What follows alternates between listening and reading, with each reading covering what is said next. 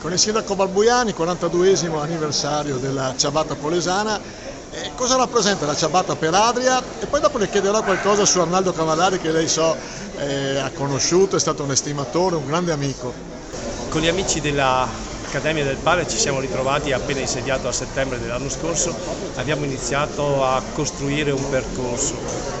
C'è stata un'anticipazione l'anno scorso a metà settembre con una festa che abbiamo fatto in Galleria degli Artisti e ci siamo dati una cronologia per arrivare a cercare di valorizzare questo prodotto, questa eccellenza della nostra città, e oggi siamo qui a presentare un progetto molto più articolato e speriamo abbia il successo che tutti auspicano.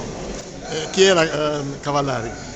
Arnaldo era un istrione, un pazzo scatenato, un grande inventore, un sognatore, però era un uomo determinato che sapeva fare squadra e ha creato questo pane oltre ai suoi grandi successi sportivi nei rally, perciò io sono cresciuto tra le mura dei mulini adriesi. Quando ero ancora ragazzino respiravo benzina e pane, e profumo di pane, ed era una cosa bellissima. Mi ha naturalmente istruito anche nell'attività agonistica che poi ho percorso.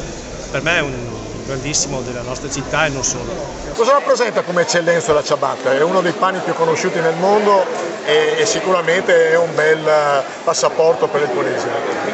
È un piccolo grande miracolo polesano creato dall'intelligenza di Arnaldo Cavallari, che ha saputo valorizzare uno dei prodotti tipici della nostra tradizione, un panificatore sapiente che curava nel minimo dettaglio il proprio lavoro, ma soprattutto un creativo, una persona quindi che ha saputo promuovere questo prodotto esportandolo in tutto il mondo e rendendolo un bene conosciuto anche nei più lontani paesi.